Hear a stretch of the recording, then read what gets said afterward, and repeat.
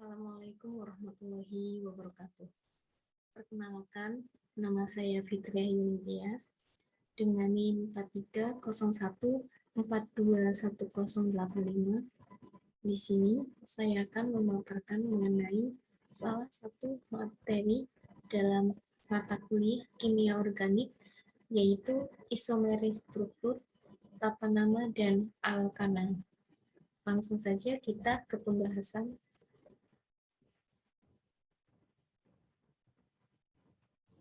Yang pertama di sini kita akan mengenal mengenai hidrokarbon. Hidrokarbon itu hanya mengandung unsur C dan unsur H saja, seperti namanya hidrokarbon.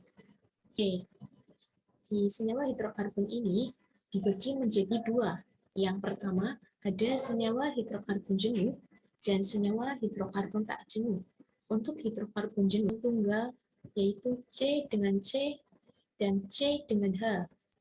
Dan setiap C berhibridisasi sp3 dan memiliki atomnya. Di sini ada alkana dengan rumus molekul CnH2n plus 2 dan sikloalkana dengan rumus CnH. Yang kedua ada hidrokarbon tak jenuh. Hidrokarbon tak jenuh itu mengandung ikatan pi dan mengandung ikatan rangkap.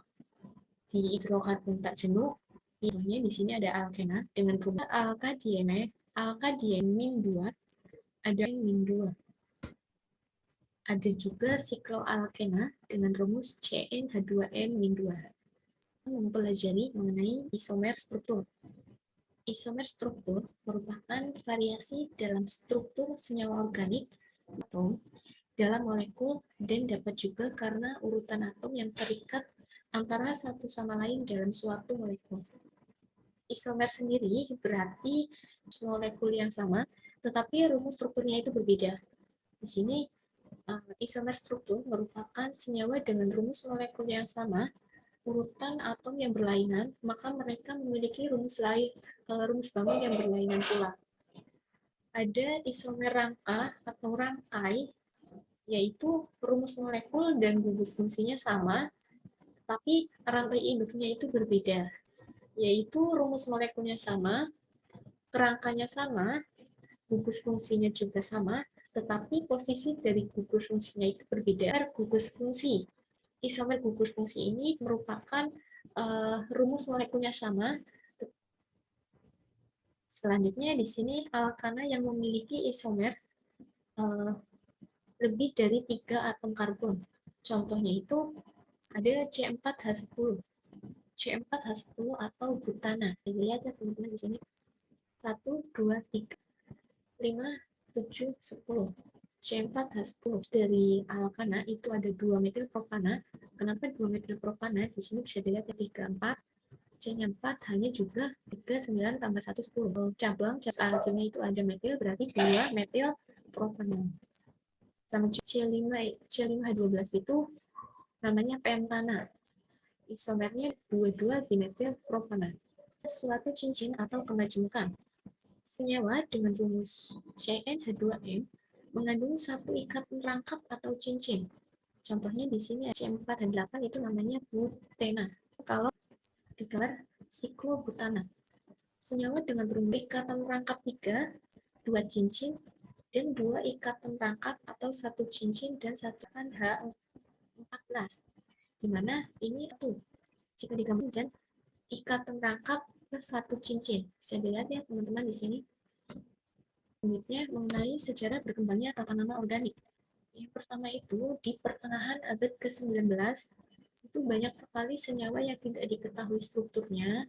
Ya, yang pertama menemukan senyawa itu, kemudian nama tersebut diberi nama trivial atau disebut juga dengan nama lazim. Kemudian pada akhirnya organik memutuskan untuk mensistematiskan tata nama organik untuk menggabungkan nama senyawa dan strukturnya yang disebut dengan sistem IUPAC. Ini untuk menghadapi meledaknya jumlah senyawa organik dengan nama kuno dan aneh. Selanjutnya mengenai tata nama organik. Di tata nama organik ini untuk alkana rantai lurik. disesuaikan dengan banyaknya atom karbon yang ada. Di sini jika atom karbon 1 strukturnya CH4 namanya metana, C2H6 namanya etana, dan seterusnya. Di sistem tata nama IUPAC didasarkan pada digunakan untuk menurunkan namanya dan sebaliknya, bahwa suatu unsur yang unik dapat digambar untuk setiap nama. Dasar dari sistem IUPAC adalah penamaan mengikuti jumlah rantai karbonnya. Seperti itu. Yang kedua ada sikloalkana. Di sikloalkana, siklopropana, ada siklobutana, ada siklopentana, dan ada sikloheksana. Di sini disesuaikan dengan jumlah atom C-nya. Jika C-nya itu ada 3, namanya siklopropana karena C, makanya ada nama siklo di depannya. Untuk butana, C-nya 4, kemudian membentuk suatu cincin, namanya siklobutana, dan seterusnya. Cincin dengan penambahan awalan siklo, seperti yang sudah saya. Selanjutnya mengenai rantai samping atau cabang. Rantai samping atau cabang bisa dilihat ya teman-teman, di sini tampil mengenai 5 gugus alkil, yaitu CH3, ada etil, ada propil, ada butil, dan ada pentil. Rantai samping atau cabang merupakan suatu gugus alkil sebagai cabang rantai lurus dinamai menurut induk alkananya sendiri dengan mengubah akhiran ana menjadi il. Selanjutnya ada rantai samping bercabang, cabang dan bukan rantai lurus. Seperti contoh di sini ada propil atau N-propil. Ada isopropil dan isobutil, ada sek-butil dan p-butil. Ya, ada cabang ganda. Di cabang ganda, jika 2 cabang atau lebih terikat pelan pada nama induk, selanjutnya awalan itu diurutkan sesuai dengan alfabet. Harus di bahasa Inggriskan terlebih dahulu atau lebih pada suatu induk sama gugus ini digabungkan dalam nama itu. Seperti tampilnya teman-teman di sini. Untuk nomor 2, maka awalannya di, nomor 5 penta, dan nomor 6 heksa. Selanjutnya, bagaimana sih prosedur umum penamaan alkana yang bercabang? Yang pertama, kita cari dulu rantai lurus atau rantai terpanjang, atau rantai induk yang ditunjukkan lurus ataupun tidak, dan namailah rantai ini. Mulai rantai induk dimulai dari ujung paling dekat dengan percabangan. Yang ketiga, kenali cabang itu dan posisinya, lalu lekatkan nomor dan nama cabang pada nama induknya di depannya, dan jika cabangnya itu berbeda, maka pakai aturan alfabet. Contohnya di sini ada untuk rantai samping atau cabang, metil heksana. Heksana itu berarti rantai paling ke 4, 5, 6. Ada 6, 3. Di sini CH3 itu sebagai gugus metil heksana. Kemudian yang kedua untuk cabang ganda, metil heksana. Heksana itu sebagai 4, 5, 6. Ada 6 untuk cabangnya itu ada di nomor. Bisa kita hitung mulai penomoran. Berarti 1, 2, 3, 4, 5, 6. Nanti di nomor 2, 5 trimetil heksana. Kemudian yang ketiga ada radil siklo. Lihat ya teman-teman. Contohnya 1,2 gig propil siklopentana. Mengenai substituen awalan lain. Di substituen awalan lain bisa dilihat ya teman-teman tabel. Ada substituen dari N itu fluoro, ada Cl itu kloro, ada Br itu bromo, ada I yaitu iodo. Di sini, seperti cabang-cabang alkil, beberapa gugus. Aturan penggunaan awalan ini identik dengan aturan gugus alkil, kecuali di sini induk yang mengandung gugus fungsional. Posisi gugus fungsional itu di nomor ini dicari dari nomor yang memiliki nilai serendah mungkin.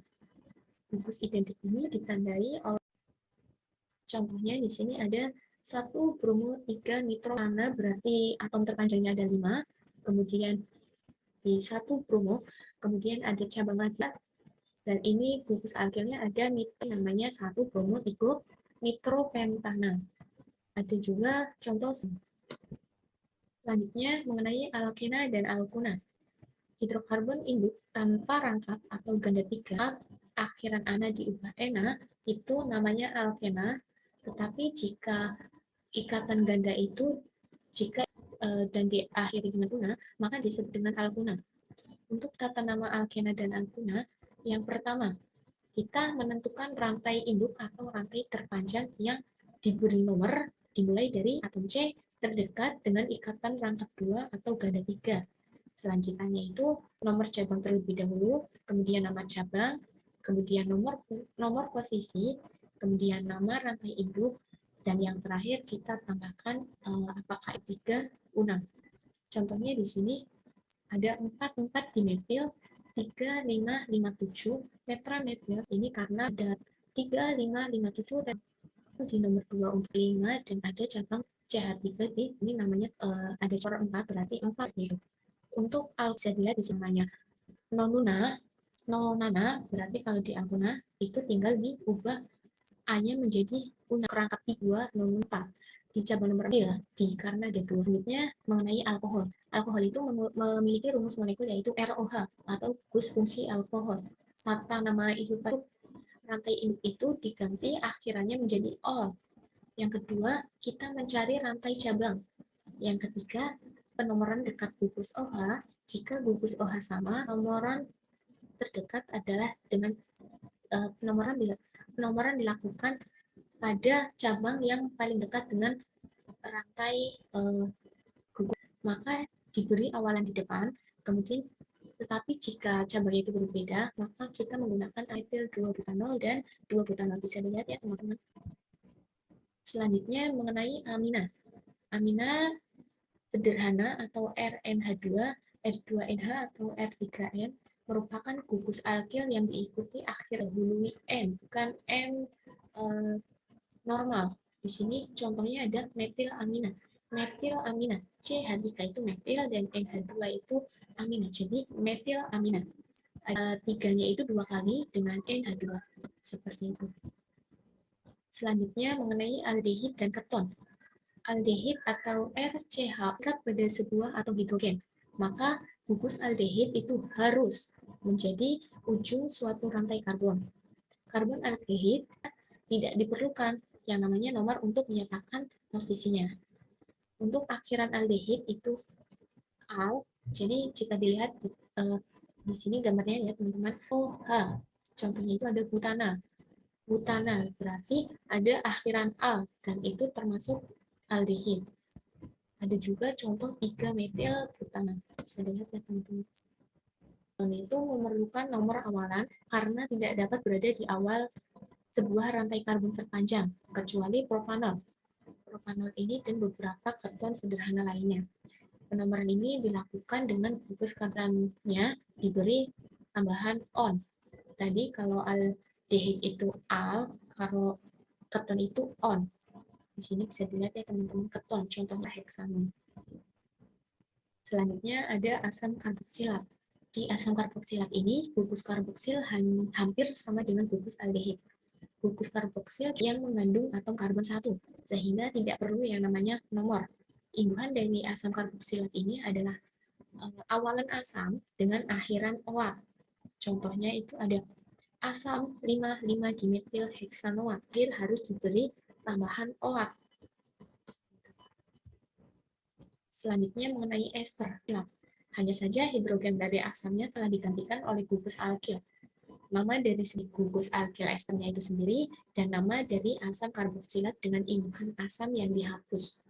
Artinya di sini gugus alkil dari ester selalu gugus yang terikat dengan oksigen, gugus karbonil. Contohnya ini ada di tahap 1 gugus gugus alkil ester yaitu etil dan tahapan namanya itu etil butanol. Selanjutnya mengenai senyawa benzena. Cincin benzena dianggap sebagai induk. Yang pertama itu induknya yaitu cincin benzena di dalam bentuk awalan pada benzena tersebut. Bisa dilihat ya teman-teman di sini contohnya ada 2 fenil 1 etanol. Selanjutnya ada isopropil benzena. Bila cincin benzena ini terikat pada suatu rantai angka atau suatu rantai alkana yang terdiri dari 7 atom ataupun lebih, maka benzena itu dianggap sebagai substituen atau substituen dari benzena itu ada fenil atau dalam bahasa Inggris itu penil gitu. Selanjutnya, pertentangan dalam penomoran. Suatu struktur yang memiliki lebih dari satu macam substituen berprioritas tinggi memperoleh nomor yang lebih rendah. Di sini bisa dilihat ya teman-teman, pada layar ada tabel mengenai prioritas tata nama dari gugus fungsional. Jika prioritasnya dari rendah ke semakin tinggi, namanya strukturnya teman-teman. Untuk contohnya itu ada 3 bromo 3 metil 2 butanol. Sifat fisika dan kimia dari alkana. Yang pertama ada sifat fisika alkana. Sifat fisika alkana merupakan senyawa nonpolar, akibatnya gaya tarik antar molekulnya itu lemah atau gaya van der Waals. C1 sampai C4 gas, lebih dari C17 itu bentuknya padat. Kemudian untuk sifat fisika yang kedua, jika semakin panjang rantai air alkana, maka luas dari bidang singgung temuan tarik-menarik, maka gaya van der Waals semakin kuat meningkat. Kemudian yang ketiga, semakin bercabang rantai alkana, molekulnya itu akan semakin membulat atau bidang singgungnya itu semakin lemah, jadi titik-titik dan titik lelehnya itu akan menurun. Selanjutnya, alkana polar, misalnya itu larut dalam diethil ether dan larut dalam benzena. Kemudian alkana juga memiliki sifat yang tidak larut di dalam air. Selanjutnya ada sifat kimia dari alkana, reaktif. Dan di alkana itu mempunyai dua reaksi. Yang pertama ada reaksi halogenasi, dan yang kedua ada reaksi pembakaran. Dari reaksi halogenasi ada CH4 ditambah Cl2, dan HCl, dan produk lain. Bisa dilihat ya teman-teman untuk contoh berikutnya mengenai pembakaran. Apa itu sih pembakaran? Pembakaran merupakan reaksi cepat suatu senyawa dengan oksigen. Di pembakaran ini bisa cahaya. Pembakaran yang sempurna itu akan menghasilkan karbon dioksida. Jika persediaan oksigen tidak cukup untuk pembakaran sempurna, maka terjadi pembakaran tidak sempurna.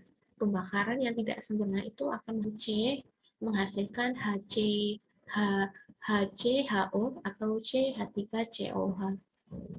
Itu CH4 ditambah 2O2 akan menghasilkan karbon dioksida dan air. Pembakaran tidak sempurna juga sama akan menghasilkan karbon. Selanjutnya mengenai sumber hidrokarbon. Hidrokarbon itu bisa diperoleh dari beberapa sumber. Yang pertama dari gas alam dan minyak bumi. Gas alam yang 60-90% itu mengandung metana atau persentasenya itu bergantung dari anaerobik dari tumbuhan. Di komponen gas alam lain ialah metana dan propana bersama nitrogen dan karbon dioksida. Minyak bumi atau petroleum terbentuk dari peluru selama berjuta-juta tahun dengan tekanan dan suhu yang sangat tinggi. Komponen utama dari minyak bumi itu ada alkana dan sikloalkana, dan komponen lain seperti hidrokarbon aromatik, ada alkena, mengandung oksigen dan juga nitrogen. Minyak bumi mentah adalah campuran rumit senyawa alifatik dan aromatik yang terbentuk dari senyawa sulfur dan nitrogen 1-6%. Ada juga istilah itu memisah-misahkan komponen dari dalam minyak mentah. Selanjutnya ada juga minyak yang bisa menguap. Contohnya itu ada minyak-minyak pelumas, ada lilin parafin menguap. Contohnya itu aspal dan arang minyak bumi. Terus gimana sih pengolahan dari minyak bumi itu sendiri? Yang pertama, di minyak bumi itu bisa kita olah dengan beberapa cara. Yang pertama itu ada yang namanya destilasi atau penyulingan. Pengertian dari destilasi atau penyulingan bertingkat ini yaitu memisahkan dari titik didihnya.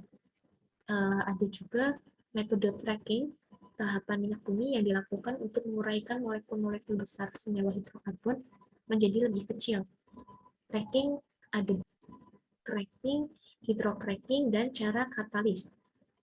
Ada juga metode reforming, yaitu proses merubah struktur molekul fraksi yang memiliki mutu buruk atau rantai karbonnya itu lurus menjadi fraksi yang lebih baik atau menggunakan suatu katalis. Dan yang ketiga ada alkilasi dan polimerasi. Alkilasi itu sendiri merupakan suatu tahap penambahan jumlah atom pada molekul itu menjadi lebih panjang dan bercabang. Proses ini tuh membutuhkan suatu katalis. Kemudian untuk polimerasi itu sendiri mengecil menjadi molekul yang lebih besar dalam fraksi sehingga akan tercipta suatu mutu produk akhir yang lebih baik atau mutu akhir produknya itu meningkat. Selanjutnya mengenai peluruhan tumbuhan oleh bakteri di bawah aneka keragaman tekanan. Di sini batu bara dikelompokkan berdasarkan kadar karbonnya. Ada antrasit atau yaitu batu bara keras dengan kadar karbon yang tinggi, batu bara bitumen atau luna, gambut. Karena di sini batu bara itu mengandung 2-6% sulfur, pembakaran batu bara itu mengakibatkan adanya bejana asam atau mengakibatkan adanya suatu pencemaran udara. Di sini bisa dilihat ya teman-teman, ini ada gambar destilasi merusak, yaitu pemanasan menghasilkan 3 produk asap, yaitu menghasilkan gas batu bara dengan komponen utama yaitu CH4 dan H2 yang akan menjadi bahan bakar. Kemudian ada yang namanya terbatu bara atau kan kaya akan senyawa aromatik, dan yang terakhir menghasilkan kokas yaitu bahan bakar dalam pabrik baja. Itu saja yang bisa saya paparkan. Ada beberapa materi yang belum tersampaikan, mungkin saya mohon maaf. Sekian dari saya. Wassalamualaikum warahmatullahi wabarakatuh.